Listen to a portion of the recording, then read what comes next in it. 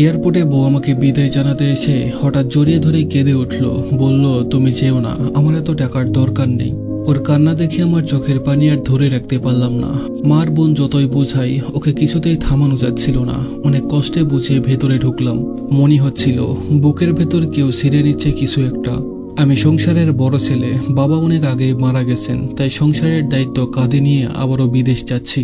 বেকারত্ব আর কম পড়াশোনার কারণে ভালো কাজ পাইনি, তাই বিদেশের মাটিতে ঘাম ছড়িয়ে সংসারটা টিকিয়ে রাখতে হবে। বিমানে উঠেই বইয়ের মুখটা মনে পড়ল। ওর ভালোবাসায় আমি মুগ্ধ। সত্যি নিজেকে ভাগ্যবান মনে হয়। 3 মাসের ছুটি যেন 3 দিনের মতো কেটে গেল। এখন মনে হচ্ছে সবকিছু ফেলে থেকে যাই। বাবা মারা যান আমার বিদেশে যাওয়ার কয়েক মাস পর। শেষ দেখা হয়নি, সেই স্মৃতি এখনো বুকের মধ্যে কাটার মতো বিঁধে আছে। এবার আমার মা অসুস্থ, মনে একটাই ভয়, যদি আবার কাউকে হারাতে হয়। বিমানে বসে চোখের পানি মুছছিলাম। পাশের এক ভাই বলল, ভাই কাঁদবেন না, কিন্তু ওর চোখেও পানি ছিল। বিমানের চাকা ঘুরতেই বুকটা চিনচিন করে উঠল। এ এক যন্ত্রণা, শুধু অনুভব করা যায়। কাতারে পৌঁছে ফোন দিলাম বাড়িতে। মা বলল, ঠিকঠাক গেছো তো বাবা? আমি বললাম, হ্যাঁ মা। বোন জানালো, ভাবি কিছু খাচ্ছে না, সারা রাত শুধু কাঁদছে। ফোনে ওকে অনেক বোঝালাম, তবুও কান্না থামছে না। শেষে বললাম, তুমি না খেলে কিন্তু আমিও খাবো না। তখন সে মাথা নাড়ালো, ঠিক আছে।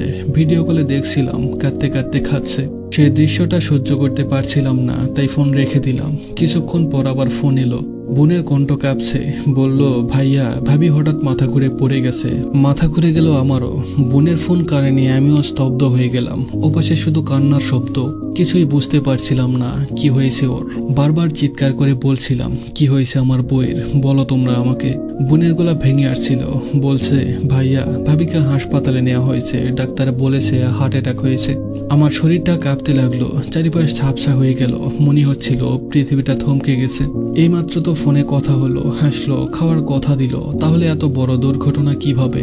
রাতভর আমি ঘুমাইনি, চোখের পানি থামছিল না। 1000 মাইল দূর থেকে অসহায়ের মতো শুধু ফোনে খবর নিচ্ছিলাম। সকালে বোনের ফোন, বলল, ভাইয়া, ভাবি আর নেই।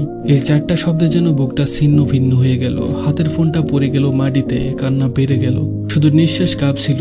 বিমানবন্দরে ফিরে যাওয়ার চেষ্টা করলাম, কিন্তু টিকিট পাইনি। সবকিছু যেন দেরি হয়ে গেল।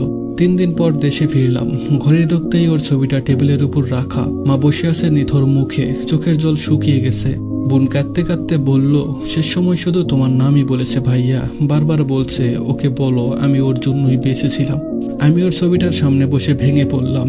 বললাম, তুমি তো বলেছিলে আমার এত টাকার দরকার নেই, তবু আমি চলে গেলাম, তোমার কথা শুনলাম না, ক্ষমা করে দিও প্রিয়। ওর আলতো স্পর্শ, হাসি, রাগ সবকিছু এখনো স্মৃতি হয়ে গেছে। বিমানে বসে যেদিন ওর মুখটা মনে পড়ছিল,